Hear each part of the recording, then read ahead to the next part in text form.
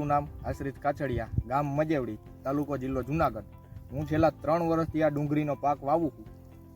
એમાં કાંઈ આપણે 2 વર્ષથી જોવા જડ્યું નહીં. આ 3જા વર્ષ મેં વાવ્યું, એમાં એક આ 2 દવા આવે છે, યુની મેજિક છે અને એક યુની બ્લોમ છે.